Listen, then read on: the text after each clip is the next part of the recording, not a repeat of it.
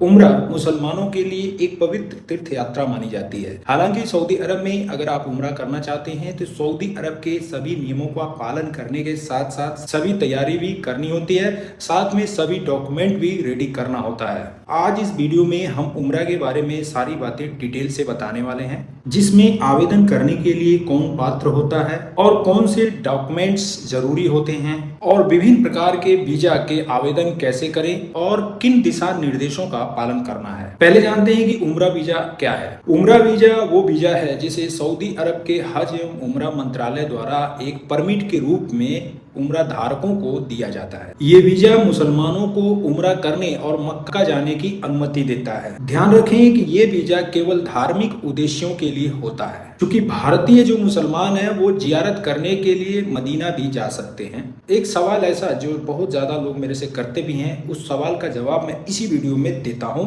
लोगों का सवाल अक्सर ये रहता है कि उम्रा और हज के वीजा में क्या डिफरेंस होता है, यानी क्या फर्क है। इसमें सबसे पहली बात कि जो उम्रा वीजा होता है वो सिर्फ उम्रा के लिए होता है और हज वीजा सिर्फ हज के लिए होता है। और उसके बाद उम्रा वीजा जो होता है वो आपको मक्का के अलावा सऊदी अरब के अन्य शहरों में भी जाने की इजाज़त देता है, मगर हज वीजा जो है सिर्फ आप मक्का के अगल बगल के क्षेत्रों में ही जा सकते हैं, पूरे सऊदी में नहीं घूम सकते हैं। दूसरा, उम्रा वीजा जो होता है वो आपको साल भर के लिए दिया जाता है, यानी साल भर में आप कभी भी आके जा सकते, उम्रा कर सकते हैं। लेकिन वहीं पे हज वीजा जो होता है वो सिर्फ हज सीजन के लिए ही होता है। तीसरा, उम्रा वीजा के लिए आप कभी भी ऑनलाइन अप्लाई कर सकते हैं, मगर हज वीजा के लिए ऐसा नहीं है। हज वीजा के लिए जब गवर्नमेंट यहाँ से अलाउ करती है तभी आप हज वीजा के लिए अप्लाई कर सकते हैं। अब बात करते हैं कि भारत से यानी इंडिया से उम्रा वीजा के लिए कौन कौन अप्लाई कर सकता है। इसमें सबसे पहले क्राइटेरिया में आता है कि वो एक भारतीय मुसलमान होना चाहिए, और दूसरा उसकी उम्र 18 साल से कम नहीं होनी चाहिए, 18 साल से ज़्यादा होनी चाहिए।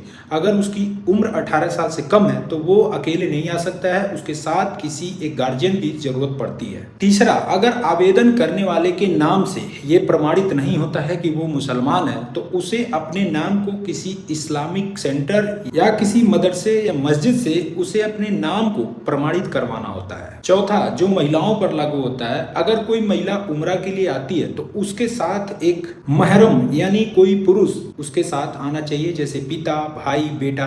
अब आपको बताते हैं कि उम्रा वीजा कितने प्रकार का होता है, खासकर भारतीयों के लिए। पहला है मानक उम्रा वीजा, जिसमें आप लाइसेंस प्राप्त किए गए ट्रेवल एजेंसियों या ऑथोराइज ट्रेवल एजेंसियों के माध्यम से लेते हैं। दूसरा, जो आप एजेंसियों के साथ लेते हैं, ये एजेंसियां आपको वीजा के साथ साथ आपका रहने का भी और आने जाने सब चीजों का प्रबंध करती हैं। उम्रा ई वीजा यानी इलेक्ट्रॉनिक वीजा, ये वीजा भारतीयों के लिए नहीं होता है। ये वीजा जीसीसी देशों या यूके, यूएसए या शेंगेन वीजा वालों के लिए उपलब्ध है। ये वीजा सीधे सऊदी अरब की वेबसाइट से आवेदन किया जाता है। तीसरा, उम्रा वीजा के साथ साथ आप चाहें तो टूरिस्ट वीजा भी उसमें शामिल करके ले सकते हैं, क्योंकि उम्रा वीजा के साथ साथ टूरिस्ट वीजा लेने की यानी उसी को टूरिस्ट वीजा में कन्वर्ट करके इस्तेमाल करने की परमिशन सऊदी अरब देता है। पर इसमें एक बात ध्यान दें कि कभी भी नियम बदले जा सकते हैं, इसलिए समर्पित उम्रा वीजा का इस्तेमाल करना काफी सुरक्षित माना जाता है। अब बात करते हैं कि उम्रा वीजा के लिए आप कैसे आवेदन करेंगे। उम्रा वीजा आप भारत में किसी भी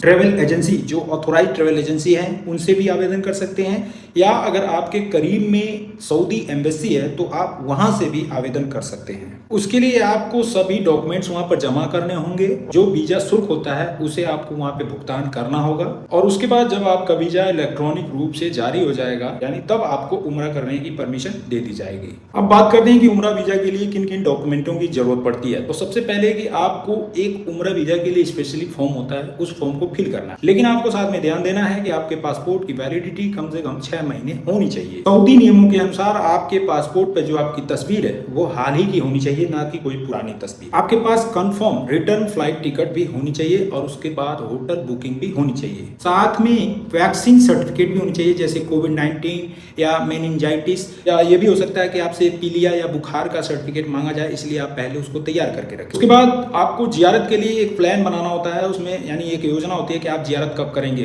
काबा पे। साथ ही अगर आप कन्वर्टेड मुसलमान हैं तो आपको एक मुस्लिम प्रमाण पत्र भी देना होता है, और वहीं पे अगर आप एक महिला हैं तो आपके पति द्वारा एक अनापत्ति प्रमाण पत्र भी देना होता है। साथ में बैंक स्टेटमेंट और यात्रा बीमा यानी एक आपत्ति बीमा होता है, उस ये सभी चीजें डॉक्यूमेंट के क्राइटेरिया में आती हैं। अगर आप उम्रा करने के लिए जा रहे हैं तो ये सभी चीज़ें आपको पूरा करना होगा। अब बताते हैं कि उम्रा वीज़ा के नियम और शर्तें, यानी उम्रा वीज़ा अगर लेते हैं तो उनमें कुछ नियम और शर्तें होती हैं जिन्हें आपको काफ़ी ज़रूरी होता है जानना, इसलिए ध्यान से सुनिए। उम्रा वीज़ा की वैलिडिटी 90 दिन की होती है। अगर उस 90 दिन के बाद अगर आप सऊदी अरब में रुकते हैं तो आपको डिपोर्टेशन या जुर्माना या नज़रबंद का सामना करना पड़ सकता है। और दूसरी बात कि उम्रा वीज़ा सिर्फ और सिर्फ उम्रा के लिए होता है, यानी उसमें आप कहीं विजिट करना चाहें, घूमना चाहें तो घूम सकते हैं, टूर कर सकते हैं, मगर काम नहीं कर। अगर आप उम्रा वीज़ा पर हैं और काम करने के दौरान पकड़े गए तो आपके ऊपर भारी जुर्माना लगाया जाएगा और आपको सऊदी अरब से तुरंत डिपोर्ट किया जाएगा। साथ ही हो सकता है आपको ब्लैक लिस्ट भी कर दिया जाए। तीसरा,